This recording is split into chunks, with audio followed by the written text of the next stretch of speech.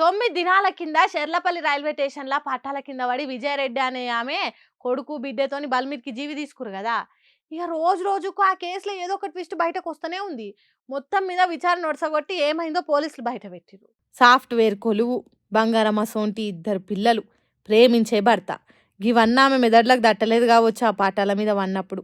సరే ఆమెకు సావాలనే ఆలోచన వచ్చినప్పుడు ఆ దిక్కుమాలిన ఆలోచన ఆడికే ఆపకుట ఇంటర్ చదువుతున్న తన ఇద్దరు పిల్లలకు కూడా రుద్ది వాళ్ళను కూడా సూసైడ్కి ఒప్పించి పానాలు పొట్టన పెట్టుకుందా తల్లి. విజయశాంతిది ఉప్పలు, అలా ఇంటైనా దుబాయ్లో కొలువు చేస్తాడట.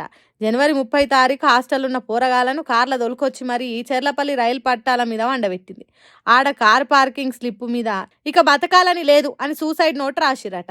ఇక దాన్ని ఆధారంగా తీసుకొని ఒక్క తీరుగా దర్యాప్తు చేస్తే పోలీసులకు తెలిసిన నిజాలు ఏంటి అంటే డిప్రెషన్ గదే, మానసిక ఒత్తిడి చేయంగా ఆ పాడు మళ్ళీ ఆలోచన వచ్చిందట. సరే ఆమెకు వస్తే మాయే మళ్ళీ పిల్లలు ఏం పాపం చేసిరని వాళ్ళని కూడా చంపిందంటే, నేను చస్తే నా పిల్లలు దిక్కులేని వాళ్ళు అవుతారు, అలా ఆలన పాలన చూసుకునేటోళ్ళే కరువు అవుతారని ఆ పని చేసిందని పోలీసులు అంటున్నమాట.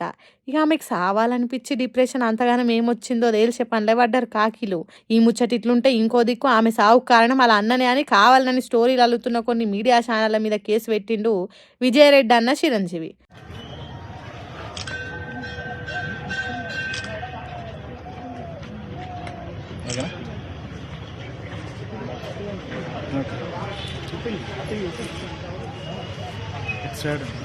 ఒక ఛానల్ ఇంటర్వ్యూ ఇవ్వమంటే ఇవ్వలేదట ఖాతమిగా. దానికే ఇట్లా లేనిపోని కథలు ఒకరిని చూసి ఒకరు రాసిరని పోలీసులకు ఫిర్యాదు అయిండు.